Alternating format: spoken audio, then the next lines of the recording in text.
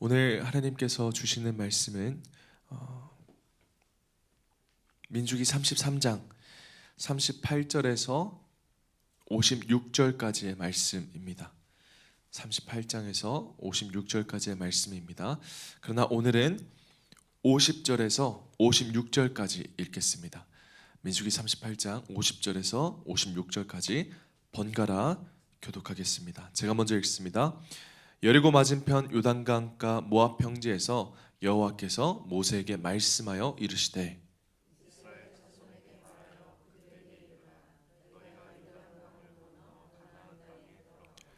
그 땅의 원주민을 너희 앞에서 다 몰아내고 그 새긴 석상과 부어 만든 우상을 다 깨뜨리며 산당을 다 헐고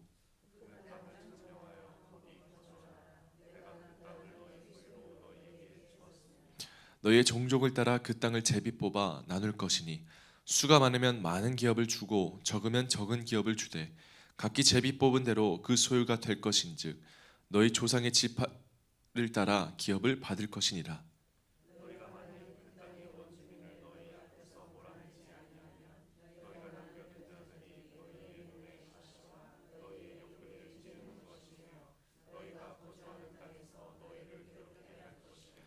같이 읽습니다. 나는 그들에게 행하기로 생각한 것을 너희에게 행하리라. 아멘.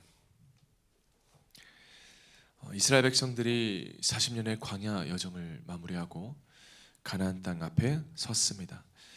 이제 그들은 약속의 땅에 들어갈 준비를 해야 합니다. 그러나 이 준비는 단순히 광야에서 가나안 땅으로 들어가는 물리적 이동만이 아니라 그들이 해야 하는 준비는 바로 영적 준비입니다. 하나님은 모세에게 말씀하십니다. 너희가 들어가게 될 땅, 내가 너희들에게 약속한 그 땅에 들어가기 전에 반드시 해야 할 일이 있다. 하나는 그 땅의 모든 우상과 문화를 제거하라는 것이고, 또 하나는 하나님의 방법대로 그 땅을 나누고 살아가라는 것입니다. 이게 오늘 본문에 나온 두 가지 명령입니다. 이 말씀 속에는 오늘 우리에게 주시는 중요한 영적 메시지가 담겨 있는데, 바로 가나안을 정복하는 삶은 곧 거룩한 백성으로 살아가는 삶이라는 것입니다. 본문 52절에 보니까 너희는 그 땅의 모든 주민을 너희 앞에서 몰아내고 그 새긴 형상과 부어 만든 우상을 다 깨뜨리고 그 산당을 다 헐라라고 명령하십니다. 우리가 구약 성경을 전체를 두고 보면 하나님이 말씀하시는 것은, 계속해서 반복해서 말씀하시는 것은 이것 하나인 것 같습니다. 우상을 멸하라. 우상 숭배하지 말라.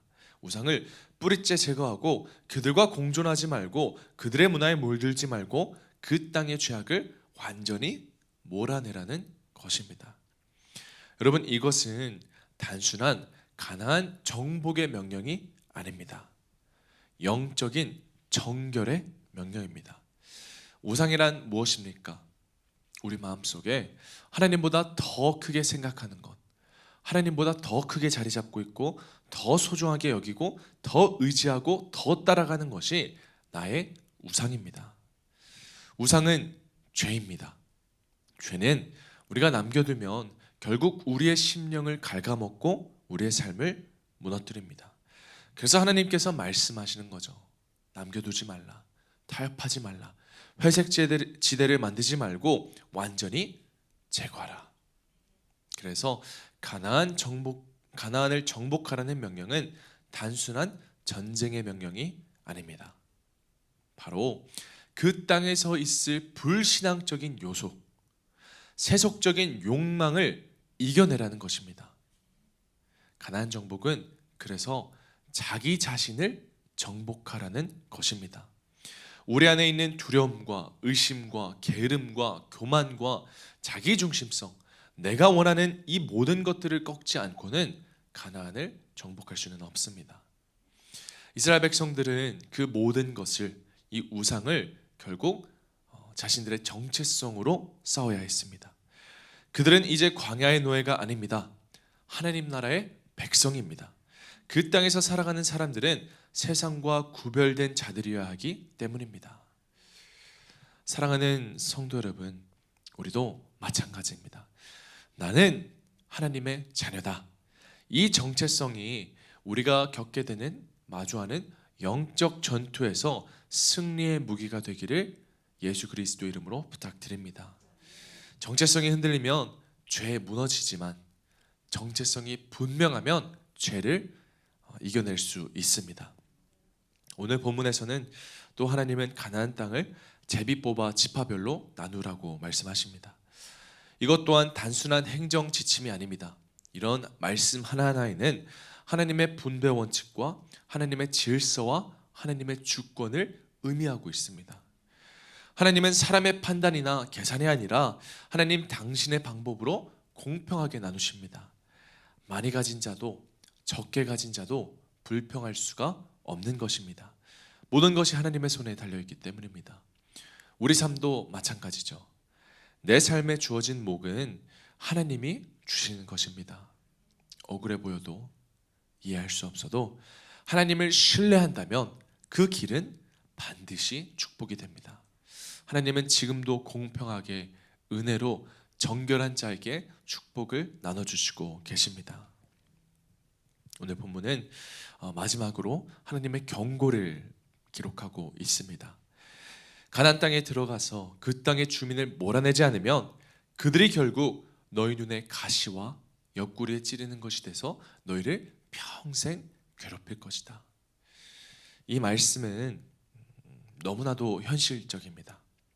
여러분, 죄라는 것은요, 반드시 나를 괴롭힙니다. 지금은 괜찮아 보일지 몰라도 남겨진 죄는 언젠가 우리 인생을 찌르게 되어 있습니다. 그래서 하나님이 미리 경고하시는 거죠. 문제가 생긴 다음에 해결하지 말고 문제가 생기기 전에 아예 그 뿌리를 제거하라. 그것이 은혜고 그것이 지혜입니다. 여러분, 착각해서는 안 됩니다. 우리는 죄를 이길 힘은 없습니다.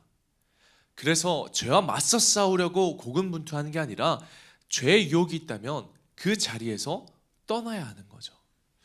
저는 우리가 직장 생활을 하면서 술자리에서 나는 술을 안 마실 수 있다 라고 생각을 하지만 결국 첫 잔이 두 잔이 되고 그 두 잔이 계속해서 세 잔이 되는 그런 일들이 많지 않습니까?